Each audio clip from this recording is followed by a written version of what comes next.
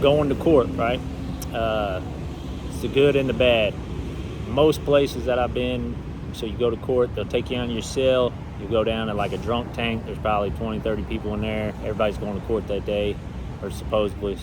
Sometimes you think you're going to court and they push you back while you're down there. So you get down there in your drunk tank, probably you're down there an hour, 2 hours,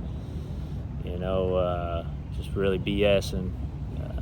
Then they come get you, call everybody out by name. They'll usually put you in a van, or depending on where you're at, metro, you'll go up underneath the city. They got little tunnels and everything. They'll take you to another holding cell. From that, they'll pull you out, shackle you up, take you up to whichever courtroom you're at. From there, so you sitting there, and it could be, usually they pull you out first thing in the morning about 4 o'clock after breakfast, 4 or 5 o'clock. And then from there, they'll put you, when you get up to the courtroom, depending on the judge, depending on what's going on, the prosecutor, maybe your attorney's late, maybe he had something else to do. It's a bunch of hurry up and wait. The whole system's hurry up and wait, right? You get one place and you wait. You get to one place and you wait. It's always like, you're always looking forward to the next thing, right? So you're shackled up, they're not gonna let you go into court just all open and loosey-goosey. Even though like Metro, my court was in the 7th floor. Even if somehow you got out of the courtroom with the deputies and everything, you ain't going nowhere. But they shackle you up, so you shackled, your hands, your feet, you got chained on. You're going in front of court. Luckily for me, I always had people in the courtroom for me, as far as, my attorney, and then I have my family, my friends.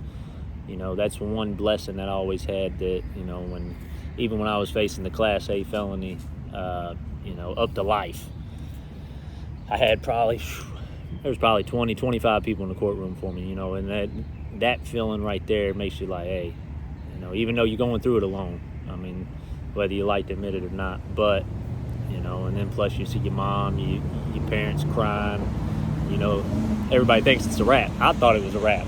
I didn't think there was any coming back from it. I thought it was over with at that point in time.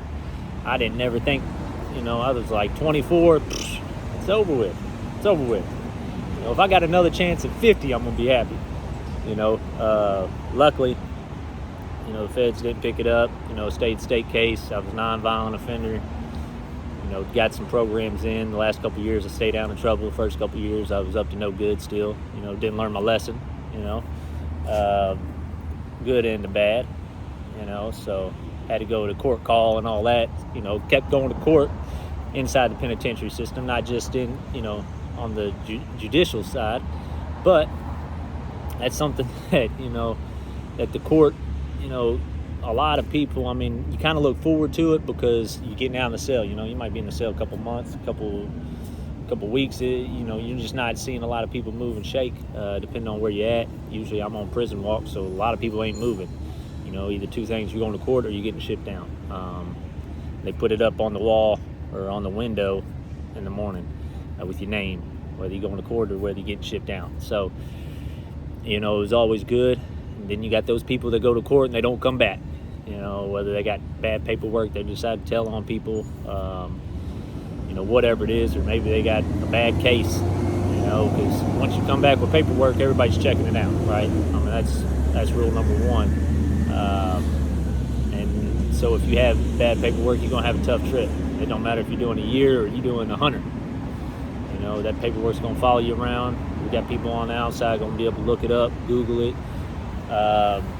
People talk. There's always people coming in and out of the system. When I was in LaGrange, I was up there for about 2 years, and I'd see people get out, come right back. They'd be back in 6 months. Which was impressive because you could get up through, you can get released, get in trouble, go back through the system, lightning speed. People coming in and out. A lot of people are doing life sentences on installments, right? That's not what you want to do. You don't want to be there at all, and the majority of you probably won't even see the inside of a courtroom over a traffic ticket. However, you talking about anxiety, you talking about some fear, that's court for you. You don't know what's going to happen. You don't know that, especially in my case, I could show up to court, the state case, the feds be there and DA's picking it up, and the state's like, we'll drop all the charges. Let them have him. And it's a wrap. My point score is too high. Got too many past charges. It's a wrap. And it could be a wrap anytime, the state or the feds. I mean, they don't care. People out here playing with their life like it's a game. I said, it's not. It's not a game. Even if you think it is and think it's all fun, eventually, shit's going to hit the fan, dude, and somebody's number's going to get pulled. That's one thing you have to think about. Even if you're going out here partying or you're going out here drinking with your buddies, one bad move, bam. Maybe you snorting some powder or doing something like that. You don't know what the cartel's putting in. You don't know if it's got fentanyl or not. You can test it all you want. There's ways around that. If you know, you know. However, you give it to your buddy, he dies, life sentence, bud. Life sentence for everybody around. They don't care. And that's one thing you have to realize. The actions have consequences.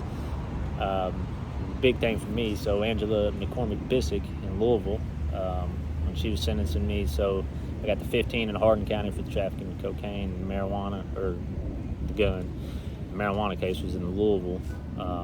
So she's sentencing me, and so it was a total of 20 years. And she told me, she's like, oh, you're going to regret this at 35. I'm sitting here at 24, 25 saying, damn, I regret it already. I don't even know what's going to come next.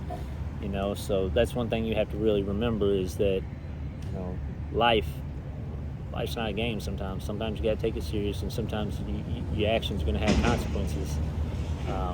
You don't want to end up in a courtroom.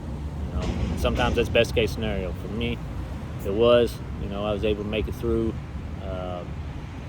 It wasn't all that bad of a trip. Looking back, at the time it sucked, but you can always learn from it. You can move forward. The big thing is so Jocko has a saying that, besides death, all failure is psychological. So if you remember that, and if you can move forward, man, you can conquer anything you want in life. So keep your head up, stay blessed.